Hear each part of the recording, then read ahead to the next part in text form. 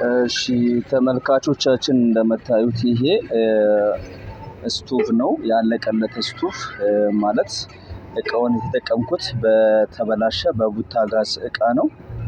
እንደምታዩት 7 ስታር ላይ ወይም ቻይና ስቶቮች ላይ የምታዩቸውን ማቴሪያሎችን እንዳለ ነው እዚህ ጋር የተጠቀምኳቸው። ይሄ ሪጅስተር ነው። ሪጅስተሩ ላይ ኖርማል መጀመሪያ ሴንተሩ ይበሳልና ሴንተሩን ከበሳው በኋላ ዳርና ዳር ሪጅስተሮቹ ወይም ኮይሉ የሚገባበት ቀዳዶች ይበሳሉ ማለት ነው።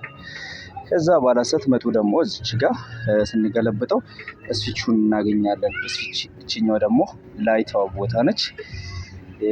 እቺኛው ላይቷ ሴንተር ናት።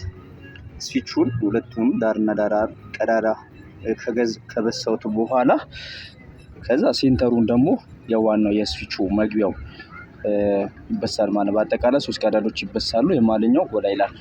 እሺ ወደ ውስጥ ስንመጣ ደግሞ ያው ብዙም ላይታያችሁ ይችላል እና ስዊቹ እዚህ ጋር እናየዋለን። ስዊቹ ተገጥሞ ነው ያለው እና ተርሚናሎችን የተጠቀምኩት በጣም የሚገርም አሰራር ነው። በጣም ደስ ይላል። በጣም ብዙ አድቫንቴጅ አለው። ለምሳሌ ከቻይና ወይም 7 ስታር ከምንለው ስቶቮች አድቫንቴጁ ምንድነው? ቦዲው ጠንካራ ነው። አንደኛ ከፍታ ስላለው ለመቆምም ከፍ ይላል። ሌላ እቃዎችን ወይም ሌላ ወንበር ተጨማሪ የሚፈልግ አይነት አይደለም።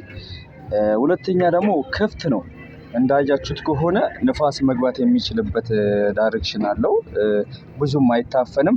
ብዙውን ጊዜ በጣም በብዙ ሙቀት ወይም ሂቲንግ የተነሳ ስቶቮቻችን ሲፈነዱ ወይም ከውስጥ ሲቃጠሉ እናያቸዋለን። ይሄ ግን በቂ የሆነ አየርና ኦክሲጅን ማግኘት ይችላል ማለት ነው። ስለዚህ ከ7 ስታሩ የተሻለ ቆይታ ይኖረዋል ማለት ነው። እድሜ ይኖረዋል። እናንተም ባላችሁበት በማንኛውም አካባቢ ላይ እንደዚህ አይነት ማቴሪያሎችን ከመጣል በእንደዚህ አይነት ሁኔታ በእንደዚህ አይነት መልክ መስራትና መጠቀም ትችላላችሁ ማለት ነው። የገመድ አወጣጡ እንዳያችሁት ከሆነ ይሄ ነው። ይሄን ይመስላል።